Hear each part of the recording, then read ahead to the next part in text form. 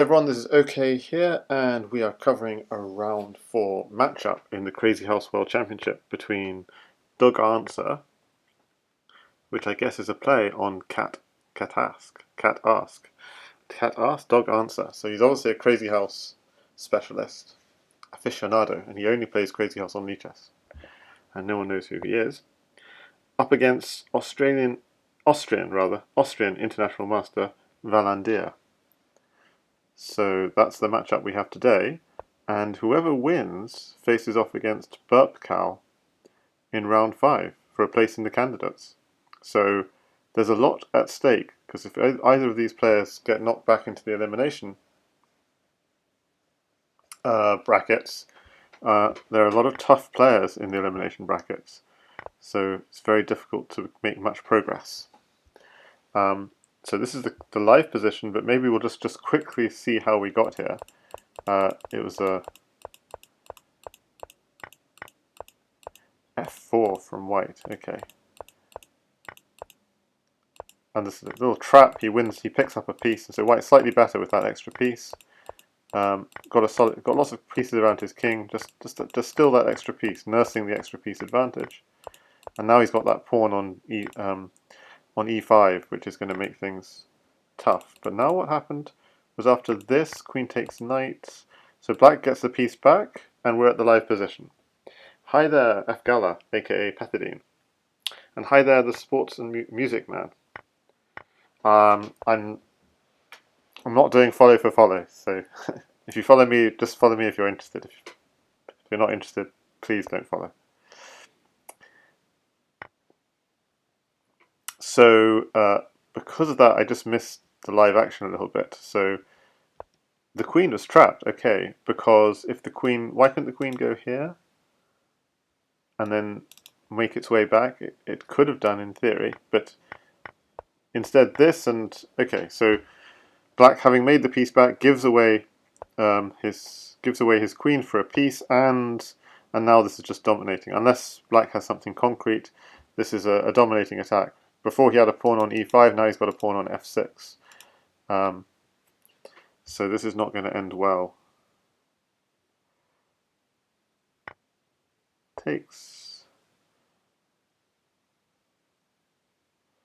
So the knight here is holding things together for now. Otherwise there'd be moves like knight here, check, takes, and queen here. Queen at h6, mate. So he picks up another knight. Why would he want another knight? He wants to insist on knight g5. Would that have worked? Takes, king comes out, and queen at h7. It possibly would have worked, but he does it this way, which is definitely going to work. So black just resigns. So that was game 2, and so while they're just playing the opening, I'll just show you what happened in game 1, where doganswer was black, and looks like he's willing to give up the knight on f6. He just wants a solid king. But okay, white is prepared to sack to stop that happening.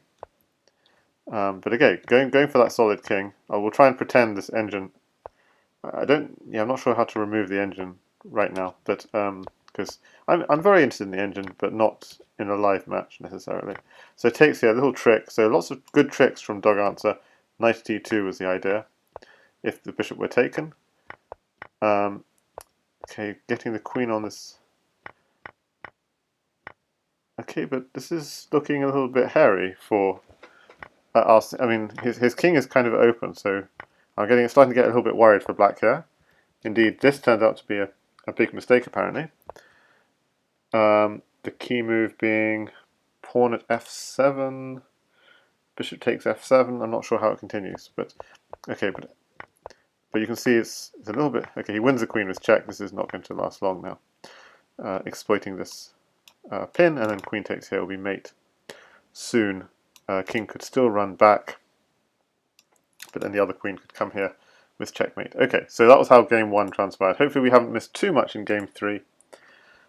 So this one time, well, we're going to see a repeat of that line. So he's giving up a piece. So last time, notice there was a sack on f7, so white gave the piece back.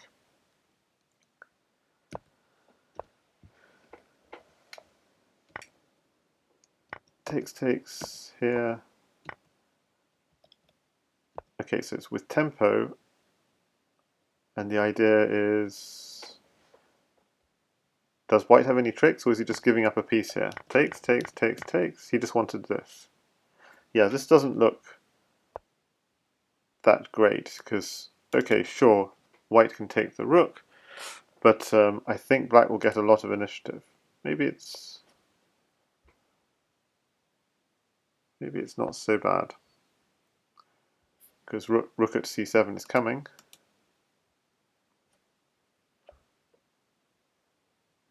Rook at c7 is coming, e7 is weak, so something I've noticed, so Valandir is a 2200 Crazyhouse player. It's amazing he's got to round 4, but he's not a Crazyhouse specialist, so he had a bye effectively in round 3 because King Switcher didn't show up and organise that match. So I would expect doganswer to be the big favourite for this. And so you're noticing how doganswer does find certain traps sometimes. Like here, for example, I think there's a trap. You can just take the rook because knight h3 mates. And a more experienced Crazyhouse player would have noticed that and not walked into it. So Valandir is obviously very strong, but he's just falling in for some of these sort of classic Crazyhouse traps. And it's a smothered mate. Of course, if the pawn takes, rook at h1 is mate. So that was forced mate. So doganswer takes a 3-0 lead.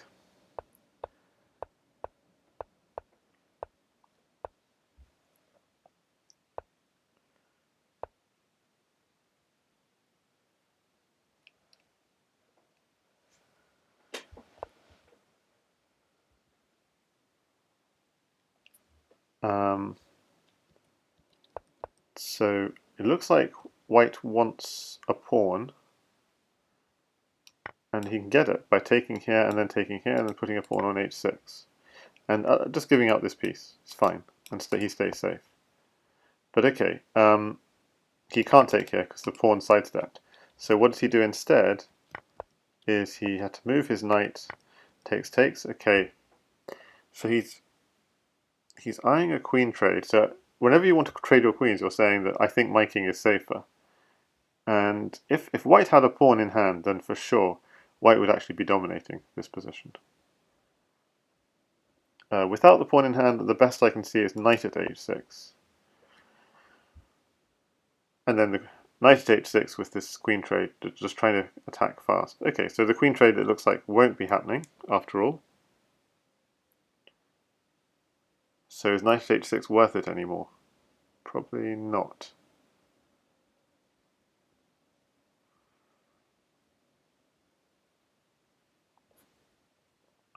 So it's a case of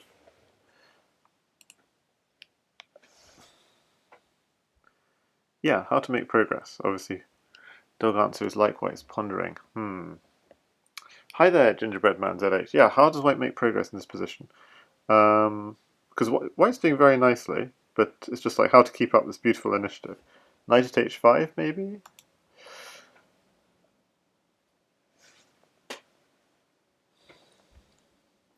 I mean, bishop e3 is counterintuitive because we're thinking of h6, but maybe that was... So I'd ruled that one out because I thought there wasn't going to be a queen trade.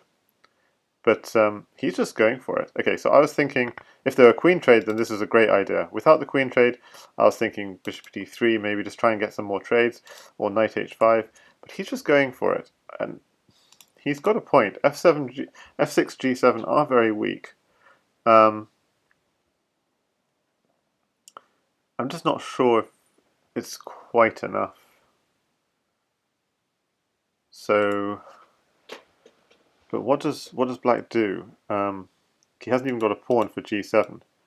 He could go f6.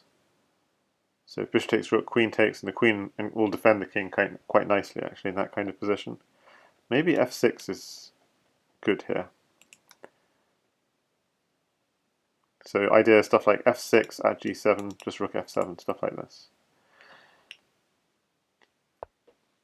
yeah, without playing f6, it means bishop at g7 was also tempting, but maybe bishop at g7 would allow takes, knight h5. It's still probably getting mated. So he has the knight just to go straight for queen takes. Okay, so he went for this because he wants knight here, knight takes queen, and queen here, checkmate. So this is a destruction we're witnessing. Difficult to plug the holes, says Gingerbread Man. Queen takes d4. He predicted it. Yeah. I'm wondering if knight f6 first was better, though, in this position. No, maybe not. Knight f6, he could just sidestep.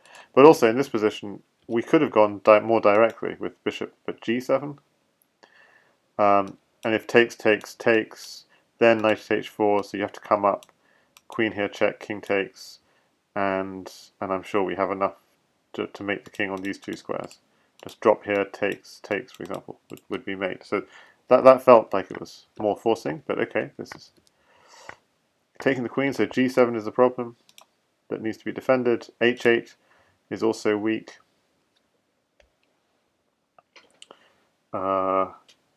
Not easy to see. Yeah, well, just queen h8 now, mates.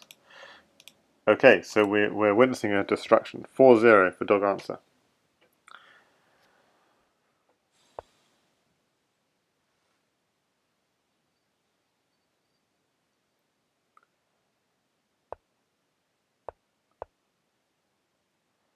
So who is dog answer and where is he from?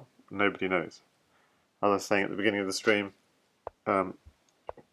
Valandir is from Austria. He's an international master, probably quite new to Crazyhouse. Dog answer, a clear reference, it seems, to cat ask. Cat ask, dog answer. Yeah.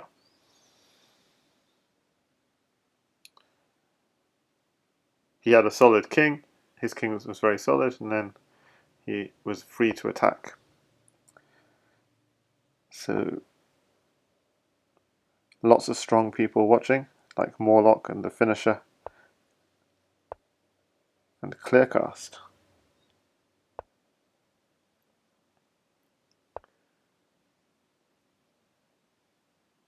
Okay, so White's got a good setup here. He's controlling the center.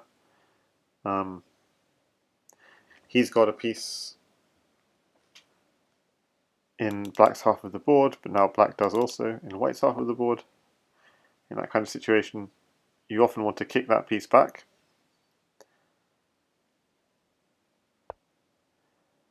But you see here, h3 won't really kick the piece, because if takes, Black would quite happily give up the piece for the open H file. Hi there, Abhijit. Yeah, we're just this is like how to beat an incredibly strong chess player who's also good at Crazyhouse. This is what Dog Answer is teaching us here. And Abhijit says, today the board looks a bit clearer. Looks more chess-like in a way. And hi there, Shuvashish76. Yep.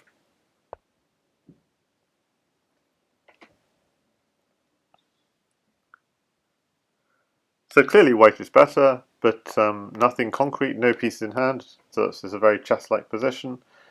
And in a sense, it's sort of waiting for an opportunity, waiting for an opening. So in these sorts of positions, you have to just look just for these little openings, and obviously develop your pieces. White's developed his pieces quite nicely, but slight concern is this knight. If it were possible to kick this knight, that would be nice. But it's not so easy, because if you ever take the knight, he might be prepared just to give the knight up, even for a pawn. So it's not so easy to kick the knight.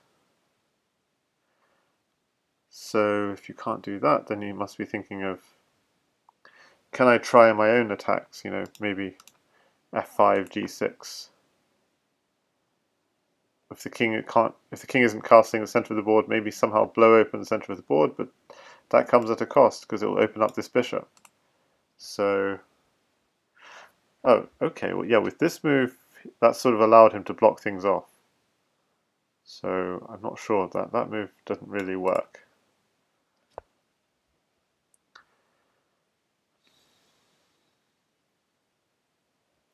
And again, this move doesn't really do anything to my eye. I can't see the point. You just back off and...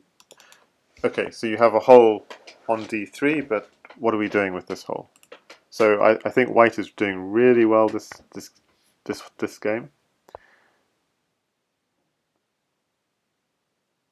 His king is very safe, unlike in previous games, but still not many pieces. So queen takes pawn will come, but black does have a response. Bishop f6. But you should know queen takes rook, bishop takes rook g8 is probably still good for white. So hopefully he recognizes that. Yep, he does. That's good. So just simply taking the bishop and then pinning whatever is put on f8. Still looks solid, actually, for white, just to give up the queen. Got to try and make sure you don't allow this bishop to become active as well, so you've got to be wary of that. Okay, so the king probably is going to block. Oh, if he does this, he's trying to give back the queen. Ooh, okay. So what's tempting is bishop here, check, but then block with the bishop. So that doesn't quite work. So he just takes the queen. Okay, but I think just even stuff like this could be I think black is completely losing this. You see, white's king is just safe for now, so and there are too many weaknesses in black's position. So white just needs to hit those weaknesses quickly. Yeah, material even is not so important as hitting. He's going for material. So you have to take and then take. Take here and then take here. So he's going for the material, which is okay, it's okay. Oh, but he didn't have to. This is... Oh, yeah, this is protected. Okay. Maybe I missed this earlier. Yeah, so here... I think it was important, this move here, because that pawn was protected by the bishop. Whereas going here, okay, he's still completely winning, but you see he's lost a little bit of his control on the dark squares. So he's going to have to give up his queen a second time. Gingerbread Man says, I'd have tried to queenside castle here. Just go bishop at f8 and try and squirrel away. Yep, that makes sense. Yeah, I mean, okay, just giving up his queen for a rook, that's a bit brave.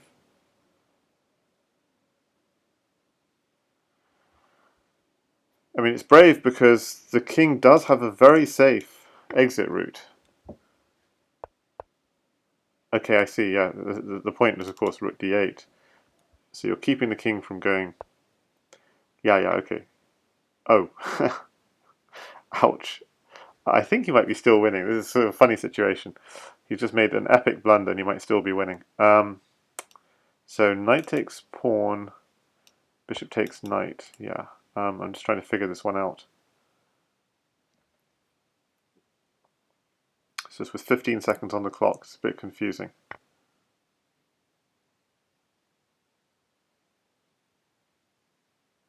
There's also knight here check, which pushes the king very far up. But maybe your pieces are looking a bit silly here. Okay, check here. Don't trade rooks if you can avoid it. But where else? It's a nice square because it's defended. He wants the rook here, and it's blocked the defense of d8. That's the only problem. So he's playing safety, but now, yeah, now it's going to hurt. Now it's going to hurt because knight g3 is coming, and bishop takes knight is coming. Oof, that was a very beautiful mate. Ah, that was kind of sad loss from Valandir because he was really completely winning this. Was there a concrete mate in this position? After king here, obviously dropping a whole knight was a bit terrible. But is there a concrete mate? So he could have gone knight here or knight here, forcing the king to here or here. And you can always go knight. Okay, I'm gonna cheat and look what the mate was. Knight at b8 here. Go with the pawn. That's true. That's nice. And now we need a knight to mate. Okay, and that works. So having dropped the knight for free, I think he's still winning. He's still winning, but kind of unfortunate. So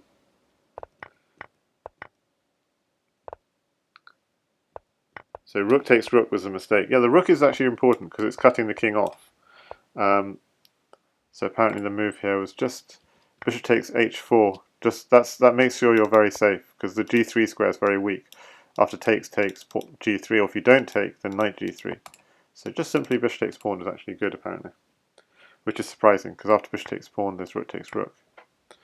But apparently you have enough counterplay because the king in the center of the board, and white's doing okay. Okay, so that's 5-0 to Valandir, and we have another.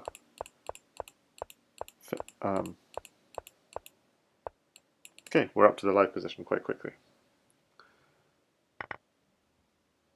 Gingerbread Man says, yeah, that was tough. Must have been feeling the time pressure. Time pressure and also nothing really obvious. Okay, I mean, the knight check, pawn check, knight check should have been gettable. But yeah, time pressure. I didn't see it myself. The key was the pawn check. I saw the knight, yeah. A couple of knight checks, just the fact that a pawn check finishes it.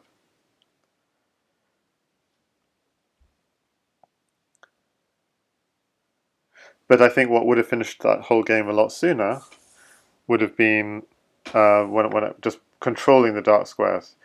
Instead of putting the queen on and going for material, just absolutely controlling the dark squares.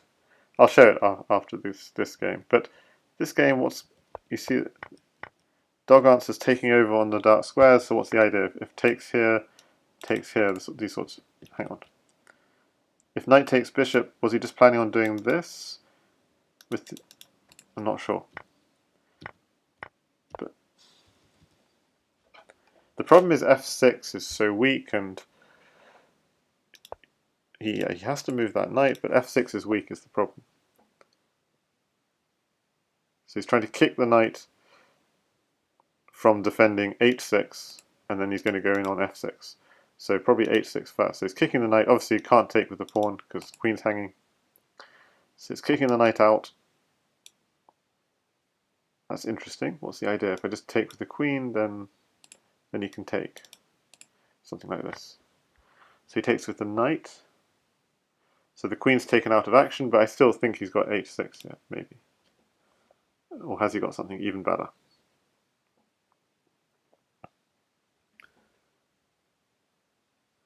And Gingerbread Man said g5 before bishop at e5 here seemed more profitable. So he goes for h7. Wasn't expecting that. Well, now we just go f6. And we have to just keep f6, h6.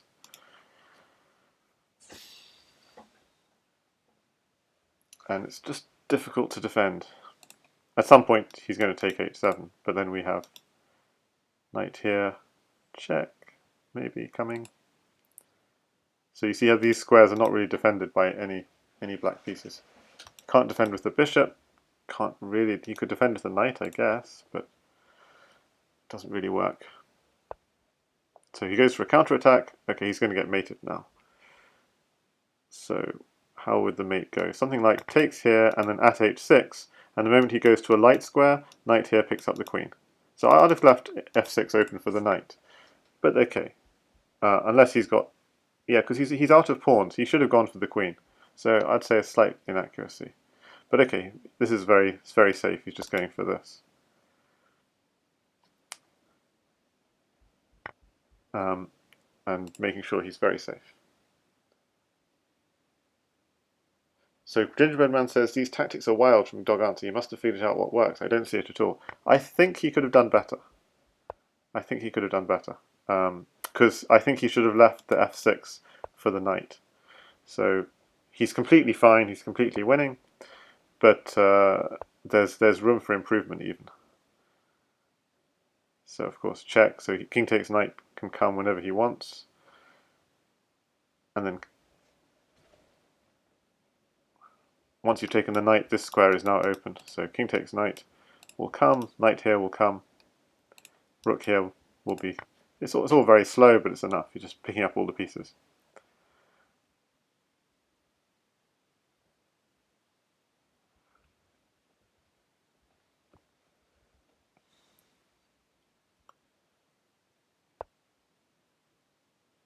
Okay, knight comes anyway. Oh, he's just going to go for a trade of rooks.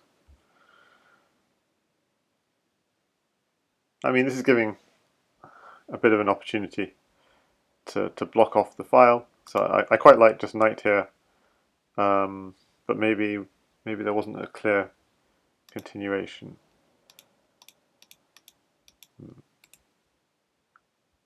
I was thinking knight here and knight here. For example, if you don't take the knight with the rook, then knight at g6, knight at h6, threatening knight takes f7. Okay, maybe it was nothing concrete.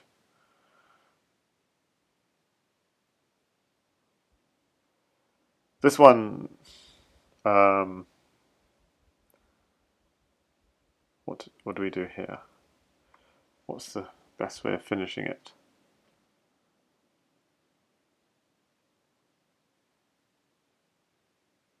So I'm not seeing it immediately. Gingerbread Man says rook g7. So in this position, rook g7. Yeah, maybe. Knight g5 comes. Knight g4 comes rather than knight g5. Okay, he's opening up his queen a little bit. So now he's got at g6 ideas, maybe. Yeah, this is not so.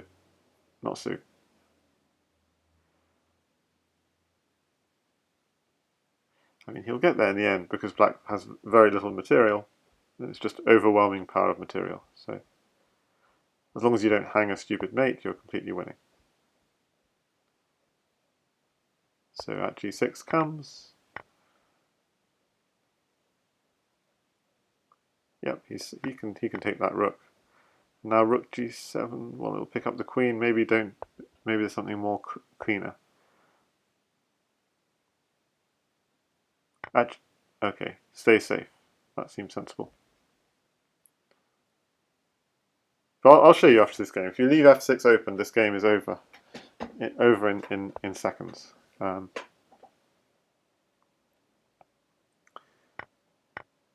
Rook takes. Nice. I was thinking pawn takes, but no, rook takes. Keep your rooks active. So the knight's coming in. Maybe the bishop's going to be streaming in. It's a fun position to play with white. Anything will do.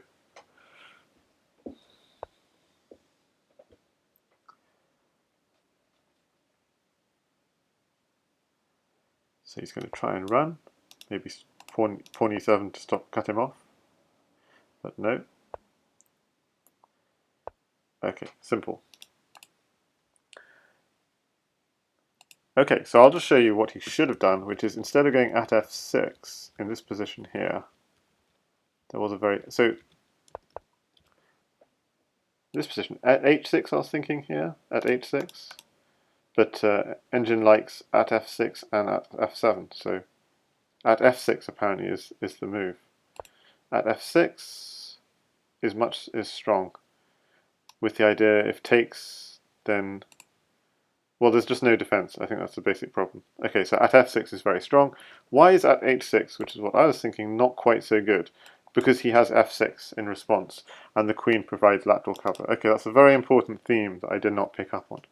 So h7, okay, is okay, and then f6. So this is clearly also strong. Yeah, I didn't realize this key difference between f6 and h6.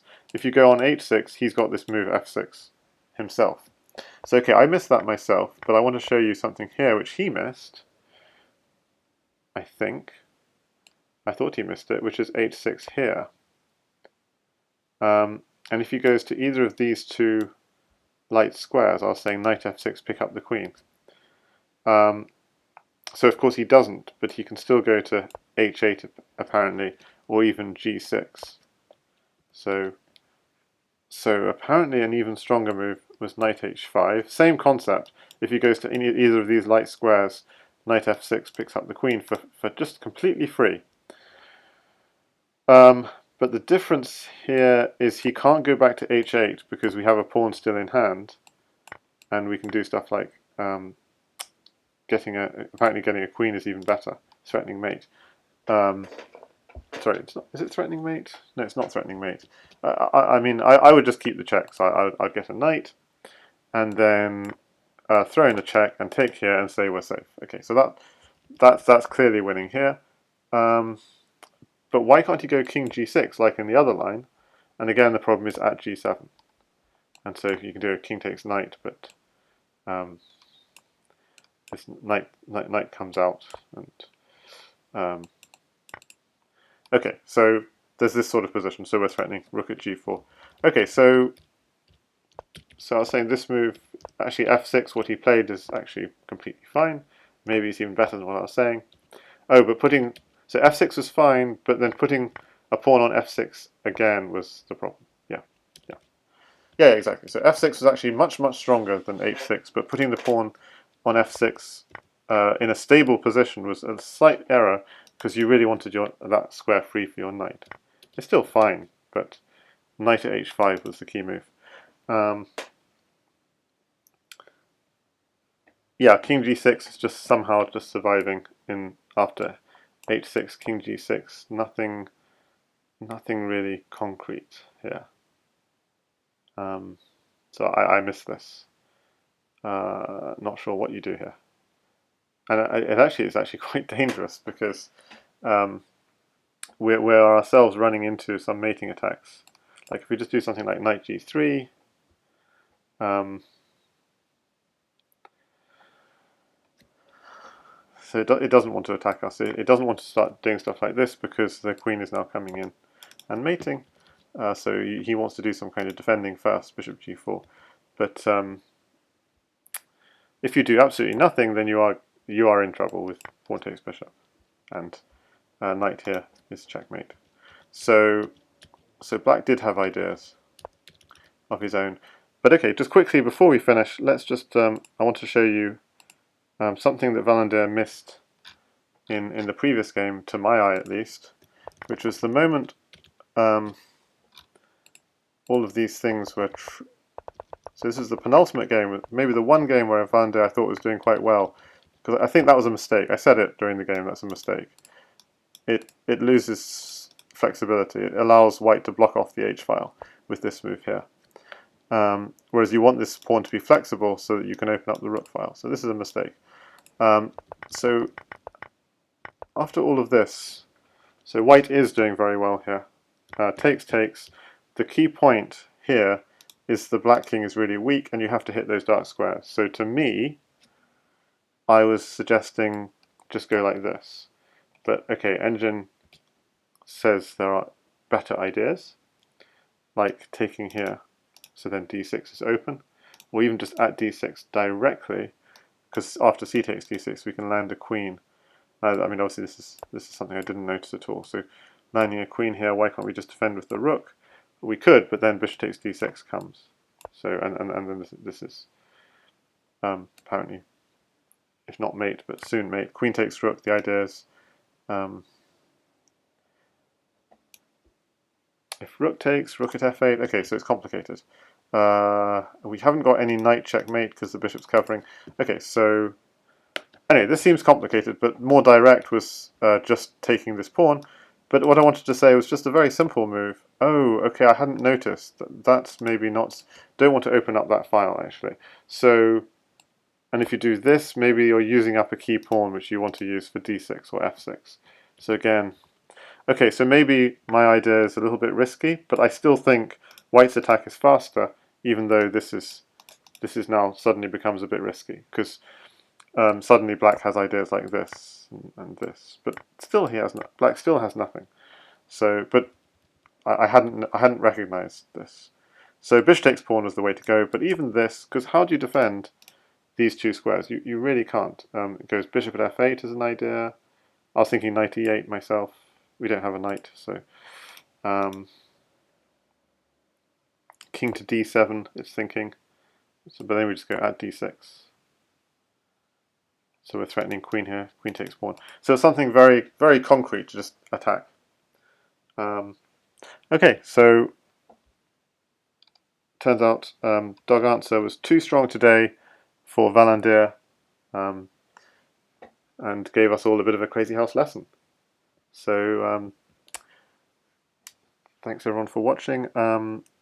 Maybe I'll just quickly share. Um,